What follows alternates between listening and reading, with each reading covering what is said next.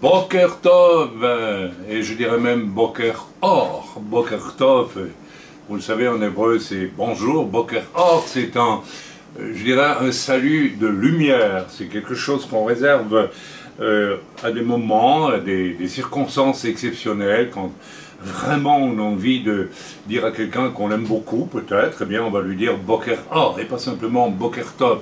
Donc bonjour de lumière, etc. Donc c'est bon, ça parle. J'obéis au Seigneur ce matin, et voilà, le Seigneur m'a dit depuis hier, où j'ai vécu une expérience pour moi essentielle, exceptionnelle.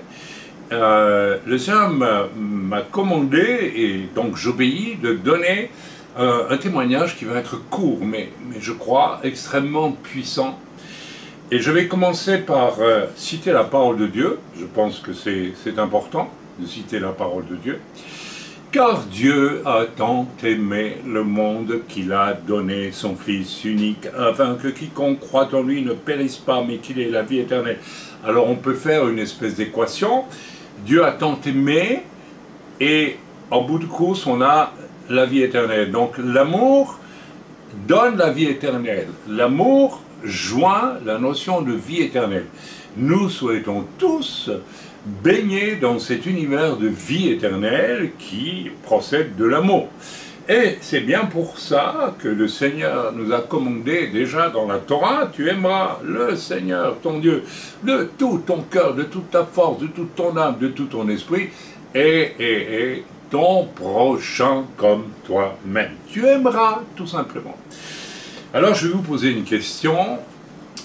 Avez-vous déjà rencontré, alors bien sûr nous croyons à l'amour infini de Dieu à travers Yeshua encore plus, pour être sauvés bien sûr, et nous aimons être sauvés, c'est-à-dire nous aimons être aimés, mais force est quand même d'admettre que nous, aimer comme Dieu aime, parce que de quel amour voulez-vous aimer si ce n'est pas du même amour que Dieu, au final, n'est-ce pas?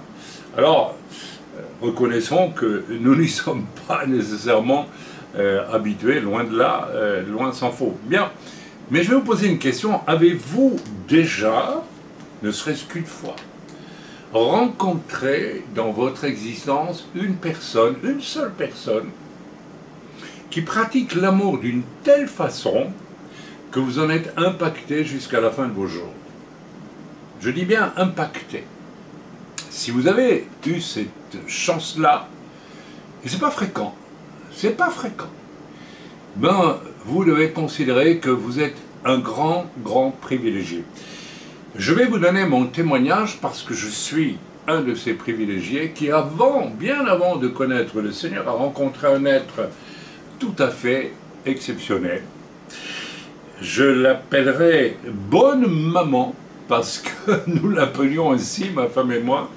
C'est la grand-mère de mon épouse, qui s'appelait Manar, et qui était originaire d'un petit village de l'Est belge, et le nom Manar est un nom juif qui signifie en vieil allemand homme fort, et selon les recherches faites dans cette famille Manar, n'est-ce pas, il proviendrait même de la tribu de Ménaché, et dans le cas donc de cette grand-mère de mon épouse, qui habitait dans un village qui avait une seule rue essentielle et qu'on appelait rue des Juifs, ça veut dire tout ce que ça veut dire, c'était le lieu d'un ancien shtetl ou de quelque chose comme ça, n'est-ce pas, dans l'Est, le sud-est de la Belgique, à quelques kilomètres de la frontière allemande. Ce qui veut dire qu'en réalité, ce sont les restes là d'une communauté juive qui a fui probablement l'Eifel, le Rhin, en Allemagne, qui est pas loin, hein, pour se réfugier dans des petits bleds des Ardennes belges, afin d'échapper aux persécutions, aux massacres. Enfin bon, on connaît tout cela, oui, les fameux massacres des Juifs le long de la vallée du Rhin par les croisés descendant sur Jérusalem. Bref, c'est Manar, donc, n'est-ce pas, eh bien, un de leurs descendants est la grand-mère de mon épouse, et je vous ai donné un peu le contexte, mais ce n'est pas pour cela que je voulais vous parler de bonne maman, la grand-mère de ma femme, mais pour toute autre chose. Lorsque ma femme et moi nous sommes fiancés, nous n'étions pas du tout croyants à ce moment-là, enfin si, on avait une recherche, mais nous n'étions pas sauvés. Et elle m'a donc présenté à sa famille, comme moi je l'ai présenté à ma famille. Et ma femme me dit toujours, quand j'ai vu ta mère la première fois, j'ai eu un choc, j'ai dit, eh, c'est pas possible qu'elle soit belge. Alors bon, après vous connaissez mon histoire, et nos origines juives aussi de ce côté-là. Mais enfin bref, mon épouse m'a donc présenté un jour à son grand-père et à sa grand-mère, Mana, et là, mes amis, je vous assure, j'ai rencontré une perle d'amour, mais j'allais dire absolu, c'est pas possible, seul Dieu a un amour absolu, et encore que ça veut dire absolu, hein, l'amour c'est l'amour, je crois pas qu'il y ait un amour absolu, je crois qu'il y a des temps de vie où nous aimons et des temps de vie où nous n'aimons peut-être pas, mais l'amour c'est l'amour, point.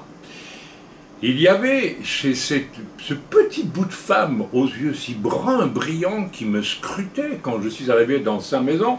Il y avait cette petite femme habillée avec un simple tablier de femme belge. Hein, eh bien, il y avait un sourire, il y avait une bonté dans son regard. Mais il faut quand même que je vous explique qu'à l'époque, j'étais un grand gars d'1,88 m avec des longs cheveux, je faisais du théâtre et je n'avais donc rien, mais rien de rassurant sur le plan matériel ou de mon avenir, n'est-ce pas, aux yeux de ces grands-parents auxquels mon épouse me présentait. Et cette petite femme n'était pas du tout effarouchée, mais alors pas un instant par le grand gaillard qu'elle avait devant elle, et au contraire, elle m'a aimé d'une façon que je n'arriverai jamais à saisir, à comprendre intellectuellement, parce qu'il n'y avait aucune raison, elle avait toutes les raisons de se dire, bon, ben ça va, peut-être qu'elle m'a trouvé sympathique, je sais pas, je demande à mon épouse est là, à côté, elle m'écoute, mais c'est au-delà de ça, elle m'a aimé. Et cette femme avait ce petit bout de femme, Mana, descendant de juifs isolés pour se préserver de je ne sais quel massacre jadis dans un petit village perdu des Ardennes belges, eh bien, n'est-ce pas, m'a aimé tout simplement, m'a aimé. Bonne maman m'a aimé. Et me l'a montré sans retenue d'aucune sorte, c'est-à-dire sans arrière-pensée, elle ne m'a pas posé la moindre question. Ça va aller, est-ce que tu seras gentil avec ma petite fille, est-ce que... Rien de ça, elle m'a adopté, mais plus qu'adopté, elle m'a aimé comme cela, et puis j'ai découvert qu'elle faisait cela avec tout le monde. C'était une personne qui ne jugeait jamais, jamais, qui avait une espèce de prédisposé, elle n'était pas naïve ni sotte, rassurez-vous, pas du tout, mais elle avait un tel cœur qu'elle avait une prédisposition à aimer avant tout. C'est absolument exceptionnel. Alors, vous savez, la rencontre avec l'artiste, pas rassurant du tout, le gars d'1,88 m que j'étais, et puis, n'est-ce pas, et puis ce petit bout de femme, inconditionnel dans son regard, dans son accueil. Elle m'a dit des mots, je pourrais même pas vous... Elle m'a traité comme son petit-fils, immédiatement, comme si j'étais son petit-fils. Alors, je sais qu'il y a possiblement, du fait qu'il y avait des deux côtés des origines israélites, et je crois qu'on se reconnaît, ou que Dieu permet aussi que les gens, quelque part, établissent des passerelles.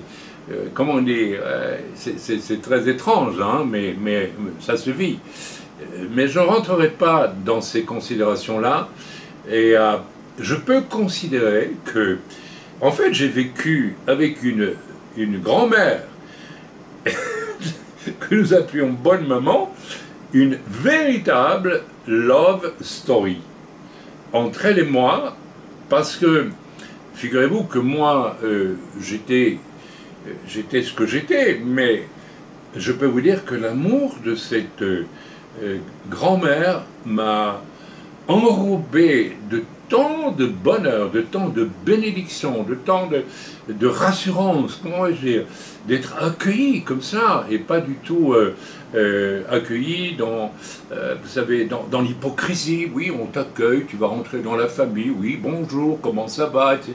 Oui, oh, tu as l'air fort bien, alors qu'on pense que c'est tout le contraire. Vous voyez ce que je veux dire, ce genre d'accueil qu'on est obligé, n'est-ce pas Non, là, il y avait vraiment une espèce de love story qui était là et qui m'a apporté tellement de bienfaits, l'amour de cette grand-mère juive qui m'a aimé de rechef d'emblée, et quelque chose qui m'a poursuivi jusqu'à aujourd'hui.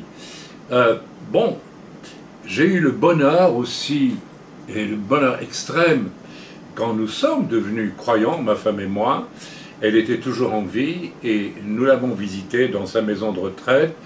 Et je n'oublierai jamais, lorsque je lui ai parlé de Jésus, elle m'a écouté avec le même regard merveilleux, alors qu'elle ne pratiquait aucune religion. Son père lui-même ne pratiquait ni judaïsme, ni catholicisme, ni rien du tout. Pourquoi, je ne sais pas, mais c'était des gens religieux. Et bon, si c'était d'origine juive, je peux comprendre qu'ils n'avaient pas envie. Mais enfin, pour sauver les apparences, ils auraient pu se faire catholiques, comme beaucoup de juifs l'ont fait jadis. Mais ce n'était pas le cas. Donc, pas de religion, pas de rien. Elle n'allait jamais dans une église, ni dans une synagogue, non, rien du tout. Elle était, dirons-nous, religieuse, tout simplement. Mais, étant religieuse, elle était aimante, mais à un point inouï, et c'est troublant quand même. Bien, alors le jour où nous l'avons visité pour la dernière fois dans sa maison de retraite, nous avions beaucoup prié, ma femme et moi, nous avons dit, nous devons amener bonne maman au salut en Yeshua. Et lorsque je lui ai parlé de Yeshua, dans ses yeux qui me regardaient, je voyais, je t'aime tellement, tu es comme mon petit-fils. Et si toi tu me dis que Jésus est vraiment celui qui est mort pour tes péchés et mes péchés, je le crois aussi. C'était aussi simple que ça. L'amour qu'elle m'a apporté est revenu vers elle avec une simplicité, mais saisissante. Elle m'a dit oui, elle m'a dit en patois belge, mon petit-fils. Il m'a dit ça comme ça. Oui, je veux bien prier avec toi. Et elle a dit, elle a reconnu, je suis pécheresse, j'accepte Jésus, etc., etc., avec une simplicité, mais saisissante. L'amour appelle l'amour, mes amis, c'est extraordinaire. Et elle est morte, je crois, 2 semaines après, et donc je sais que bonne maman, elle m'attend au ciel, et je me réjouis de la revoir pour que nous puissions continuer notre love story. C'est une chose magnifique.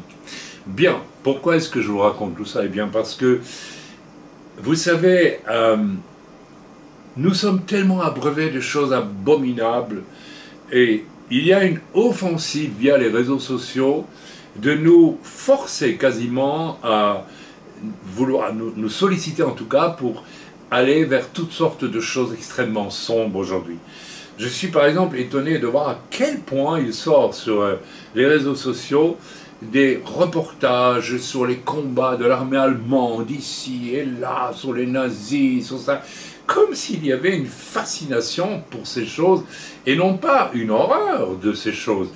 Et je vois aussi une accélération des reportages sur le satanisme, sur des choses cruelles, des vidéos où l'on fabrique littéralement des monstres ou bien des choses laides à souhait pour essayer de nous plonger de plus en plus dans un climat de laideur. Et il y a 2 nuits, je ne sais pas pourquoi, je parlais avec mon épouse et je pensais à bonne maman, et nous nous sommes régalés au souvenir de bonne maman Mana, cette petite juive, avec ce cœur immense qui était le sien. Et j'ai passé quasiment, parce que je n'arrivais pas à dormir, J'ai passé quasiment toute la nuit à songer à elle et à infuser laisser mon âme infuser le souvenir de tant de bonté, de tant d'amour, de tant de beauté finalement, dans la simplicité la plus extrême. Cette femme était humble, elle n'était pas de petite, c'est pas un petit cerveau, hein, c'est pas ça du tout, elle était humble, aimante et humble. Et j'ai passé ma nuit à infuser littéralement le souvenir de bonne maman, si bien que je me suis relevé le matin en pleine forme, et avec mon épouse, nous devions aller au canyon Malcha, en dessous de chez nous. C'est une grande surface pour faire 2-3 achats nécessaires, de nourriture ou je ne sais plus quoi, enfin bref. Et nous décidons donc d'y aller. Alors, accrochez-vous parce que ce qui va suivre, c'est canon, hein, c'est absolument canon. Alors, j'aimerais vous dire que, contrairement à ce que certaines remarques qui me sont faites lorsque il y a des commentaires sur mes messages, nous ne sommes absolument pas indifférents à ce qui se passe ici en Israël. Et la preuve, c'est qu'on est ici. Et nous avons suivi avec un cœur brisé tout ce qui se passe ici. Et de la même façon, nous souffrons, mais énormément, de ce qui est souffert, n'est-ce pas, parmi les Juifs, et de ce qui est souffert aussi. Oui, bien sûr, il y a fatalement des victimes innocentes à Gaza, mais mon propos n'est pas d'essayer de prendre parti d'un côté ou de l'autre. Ma ligne est claire, Israël se défend contre un radicalisme musulman criminel, et j'arrête là, je n'en dis pas plus parce que ce n'est pas le sujet de mon... C'est une espèce d'introduction avec ce qui va suivre. Écoutez-moi bien. Donc nous arrivons au canyon Malcha et toujours nous entrons par la même porte où il y a ce qu'on appelle un chômeur, c'est-à-dire un monsieur qui est chargé de faire ouvrir les sacs pour regarder s'il n'y a pas une arme dans le sac ou que sais-je d'autre. Et nous passons par un portique de sécurité, et si vous avez du métal sur vous, bing bing, ça sonne, et alors il faut ressortir, il faut sortir, vous allez dans les poches, enfin voilà. Donc nous arrivons, et immédiatement j'avise que le bonhomme, le chômeur qui est là, écoutez, il a l'air mauvais, figurez-vous que ça arrive, c'est un Israélien, mais il n'est pas tendre. Il y en a, hein, il y en a partout, des gens pas tendres. Et devant moi passe une famille visiblement arabe, un père, une mère et 3 enfants, 4 enfants s'il vous plaît. Vraiment une belle famille. Absolument. Il y a des belles familles partout. Ce sont des Arabes israéliens. Et j'observe que le chômeur, le gardien, qui est... A-t-il des raisons?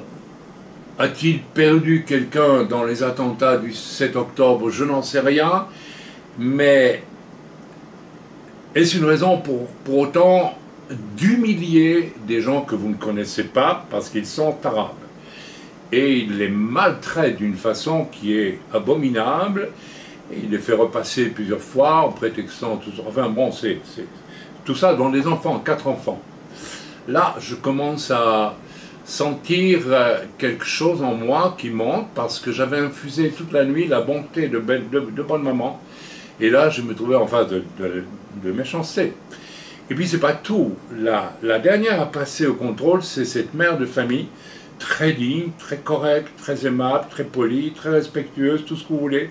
Elle met son petit sac et le chômeur ouvre son petit sac, tout petit sac dans lequel il y a son mouchoir et je sais pas quoi, les clés de leur appartement, je ne sais où. Donc rien du tout. Et la grimace de mépris du chômeur lorsqu'il touche ce sac à l'égard de cette femme m'a absolument blessé, mais à un point, je dis c'est pas possible. Alors nous sommes passés directement après, et là évidemment nous on est passés, et j'ai eu à cœur immédiatement d'appeler le couple et les 4 enfants, et je leur ai dit vraiment, écoutez, je suis israélien, je suis juif, mais ce qui vient de se passer là, j'en suis honteux, et je vous en demande pardon en tant qu'Israélien. Alors j'aime autant vous dire que dans le regard et dans le visage de cette famille humiliée, uniquement parce qu'ils sont arabes israéliens, et on voit très bien que c'était des gens posés, monsieur qui avait d'ailleurs des moyens, visiblement, un commerçant, je ne sais pas ce qu'il fait, peut-être qu'il est professeur à l'université. Nous avons des professeurs arabes dans les universités, nous avons des médecins arabes dans nos hôpitaux, qui sont des gens remarquables, on en croise, et n'importe quel Israélien honnête pourra vous le dire. Et donc, je dis à l'homme, je suis honteux de ce que je viens de voir, et je vous demande, en tant qu'Israélien, moi je veux m'excuser, je vous demande pardon. J'aime autant vous dire que le visage de cet homme et de cette femme, et des enfants, ils étaient bouleversés. Bouleversés, et j'ai serré la main de l'homme, j'ai salué la femme, mon épouse a dit en hébreu, votre famille est une très belle famille, c'était une très belle famille. Bref, nous avons eu de l'amour en réponse à la méchanceté. Je tiens à préciser tout de suite que ce genre d'incident est très rare aujourd'hui en Israël.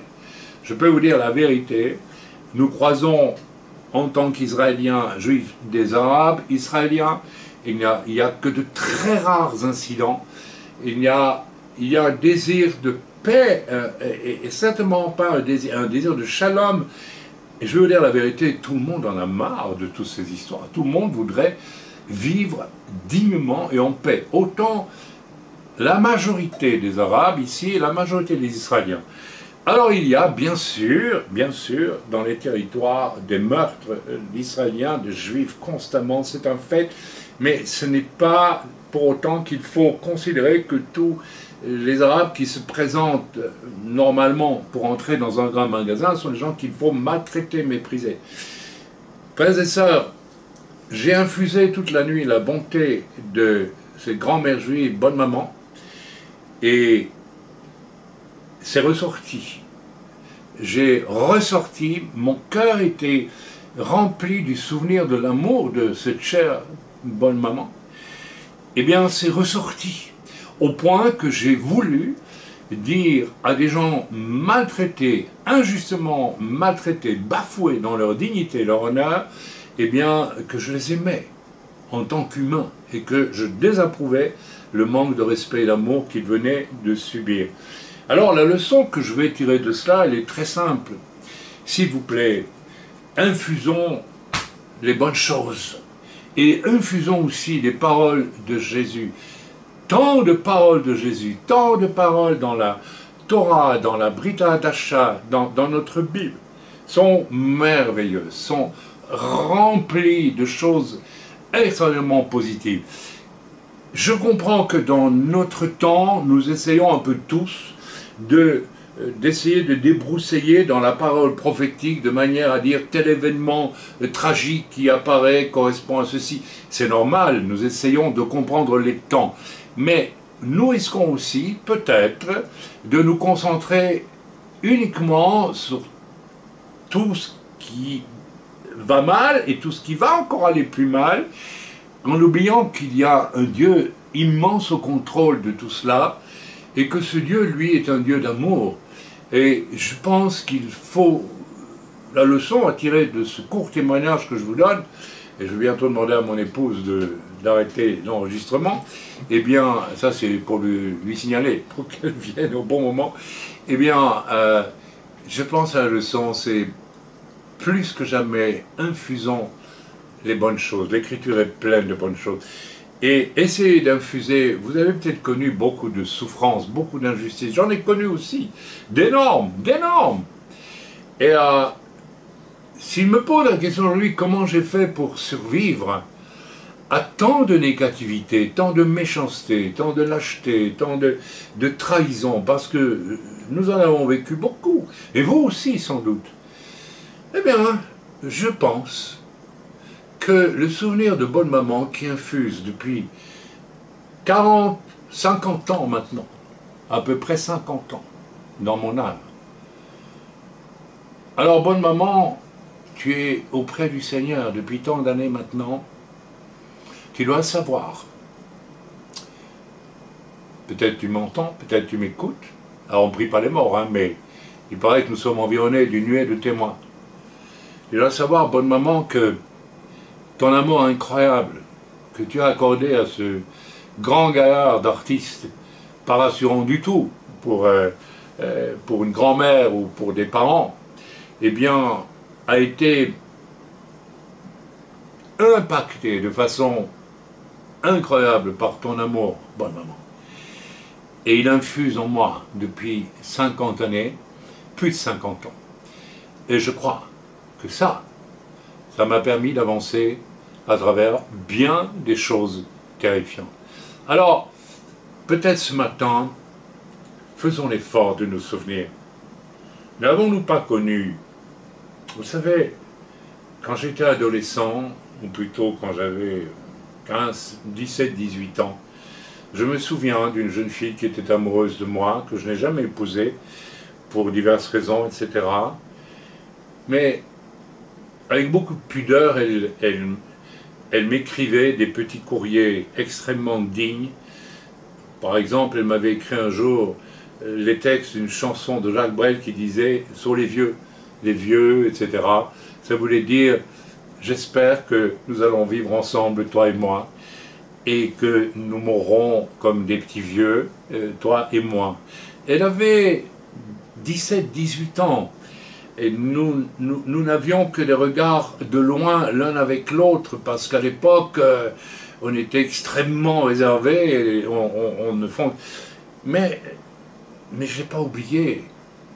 Elle est restée, cet amour sincère, alors qu'elle ne me connaissait pas, et puis peut-être si elle avait connu mes défauts, elle m'aurait moins apprécié. Je pensais, mais non, il y avait déjà aussi cette espèce d'amour, cette espèce d'affection délibérée. Et ça aussi, ça a infusé dans mon âme, j'y pense souvent. Et je repense quelquefois à des gens merveilleux, nous avons tous croisé des gens merveilleux, que nous avons parfois même déçus nous-mêmes. Et prenez le temps, peut-être, en écoutant ce message, après avoir écouté ce message, de vous rappeler des gens positifs, merveilleux, aimants que vous avez pu croiser. C'était un cadeau de Dieu. Attention, je ne suis pas ici adepte de la pensée positive, entendez-moi bien. Mais je crois que Dieu a mis sur notre route, même avant notre conversion, avant que nous ne rencontrions, j'aime pas le mot conversion, rencontrions le parfait amour en Yeshua, Mashiach, Dieu a mis sur notre route toutes sortes de personnes qui nous permettent d'infuser dans notre âme des souvenirs quand même formidables, qui nous permettent de croire à l'amour, et pas seulement à toute l'horreur dont le diable essaye de nous imbiber aujourd'hui par toutes sortes de moyens. Je vous laisse ce message. Que Dieu soit béni. Vous savez, cet homme arabe, sa femme et ses enfants, j'ai vu qu'ils étaient humiliés, blessés quand je me suis adressé à eux. En faisant ce que j'ai fait, je peux vous dire que nous sommes partis, nous avons avancé, et puis je me suis retourné, je leur ai dit que Dieu vous bénisse. Je leur ai dit ça, devant tout le monde, très haut. Et puis ils se sont engouffrés dans un magasin, vous savez pourquoi? Parce qu'à mon avis, ils étaient en larmes. Ils étaient en larmes. Ils étaient tellement émus, tellement touchés. Un juif israélien leur dit, moi je vous aime. Waouh! Peut-être que, grâce à cela, j'ai permis à un monsieur arabe ou à ses fils, humiliés peut-être plus d'une fois, injustement, de ne pas un jour se radicaliser pour aller tuer, n'est-ce pas, un juif dans le territoire. Mes amis, waouh, cultivons l'amour pour nos ennemis. On me déclare ici, enfin on me déclare, la situation générale déclare cet homme est un ennemi. Ce n'est pas un ennemi, c'est un humain. Bénissez vos ennemis, faites-leur du bien, c'est extrêmement important. Bonne maman, j'étais un ennemi pour elle, oui, c'était pas rassurant du tout, mais elle m'a aimé. Elle m'a aimé parce que elle a choisi d'aimer et non pas de juger. Waouh, quelle leçon formidable. Je vous laisse avec ce message. Réfléchissez, méditez. Vous savez, nous aimons faire du thé. Moi, j'aime infuser du thé. Bah, le café, c'est la même chose. On infuse quelque part. Hein, infusons un peu cet amour dont Dieu nous a fait le bénéficiaire à travers bien d'expériences en réalité, que nous oublions si facilement. Songeons à, n'est-ce pas, à nos hommes de Dieu. On les critique si facilement aujourd'hui, qui perdent parfois des années et des années pour essayer de nous amener à un véritable salut, qui utilisent avec 36 moyens. Eh ben, c'est de l'amour, n'est-ce pas? La patience, c'est de l'amour, puisque l'amour est patient. Il y a tant de raisons d'infuser les preuves d'amour que Dieu nous a données à travers l'un ou l'autre, et même dans l'Église. Considérons les preuves d'amour qui nous sont données, au lieu de toujours vivre en vase clos très égoïstement ou bien de critiquer même. Vous savez, si ton âme est nourrie de mal, tu vas voir le mal partout. Si ton âme est nourrie de bien, tu vas vivre le bien partout. C'est très simple. Soyez bénis dans le nom de Yeshua. Et je demande à mon épouse d'arrêter la petite fille de la juive Manar, eh bien, d'arrêter l'enregistrement maintenant. Je vous aime dans le nom de Yeshua. Mon âme est remplie d'infusion de signes d'amour et je vais les passer tous, peut-être pendant toute la journée, pour encore mieux avoir une âme remplie de tout ce que Dieu a fait à travers l'un ou l'autre, même avant ma conversion. Je pense à ma chère maman qui est décédée et tout l'amour qu'elle m'a octroyé. Waouh! Nous avons reçu tellement que nous oublions si facilement. Alors, allez, amassons tous les souvenirs dans notre théière et infusons, laissons infuser ça, et puis nous allons sortir de là. Ah, nous serons des êtres qui vont être capables de pardonner le mal à tout le monde, de redresser ce qui est injuste, de s'exprimer, d'évangéliser et que sais-je d'autre. Amen, amen, ve amen.